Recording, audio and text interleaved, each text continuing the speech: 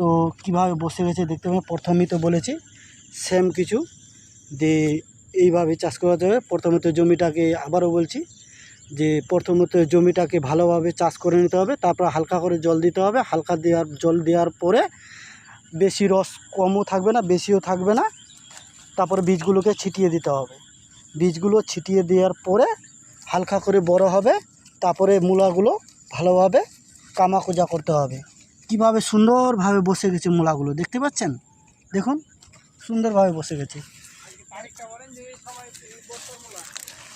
দেখতেই পাচ্ছেন। আজকে 22 তারিখ এপ্রিল মাসের, জানি না মে মাসের 22 তারিখ।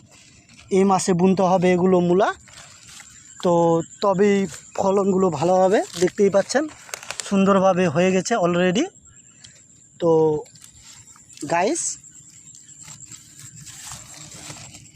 এই দেখতে পাচ্ছেন এই যে মূলাগুলো কত সুন্দরভাবে হয়ে গেছে। জঙ্গলগুলো রয়ে গেছে, জঙ্গলগুলো এগুলো কামাকুচা করা হয়নি, তো এগুলোকে কামাকুচা করতে হবে। দেখতেই পাচ্ছেন দেখুন কত সুন্দরভাবে হয়ে গেছে মূলাগুলো।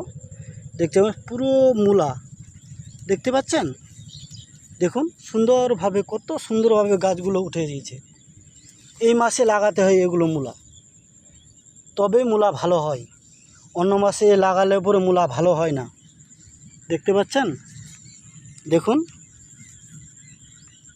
কি সুন্দরভাবে মূলাগুলো হয়ে গেছে দেখতেই পাচ্ছেন। এইভাবে লাগাতে এই যে কত সুন্দরভাবে বসে গেছে গো, দেখতে পাচ্ছেন। এই যে মূলাটা দেখুন কি সুন্দরভাবে বসেছে। উফ, কত ভাগ্যশালী যে লাগিয়েছে ও, কত সুন্দরভাবে বসেছে। প্রচুর দাম মূলার গো, এখন প্রচুর দাম মূলার। দেখতে পাচ্ছেন কত সুন্দরভাবে লাগিয়েছে এগুলো, দেখতে পাচ্ছেন দেখুন কত সুন্দরভাবে লাগিয়েছে মূলাগুলো। তো এইভাবেই চাষ করতে হবে, হালকা করে সার পানি সব কিছু পরিমাণ মতন দিতে হবে, তবেই ভালো হবে। আর যদি সার বেশি দেওয়া হয় তো মূলা ভালো হবে না, আর কম দিলেও আবার হবে না। পরিমাণ মতো দিতে হবে যাতে মূলাটা বসতে পারে, গাছগুলো ভালোভাবে ঝাড়াখাড়ে উঠতে পারে। তো এই ছিল আমার ভিডিওটা যদি ভালো লাগে লাইক করবেন, শেয়ার করবেন, আমার চ্যানেলটাকে সাবস্ক্রাইব করবেন।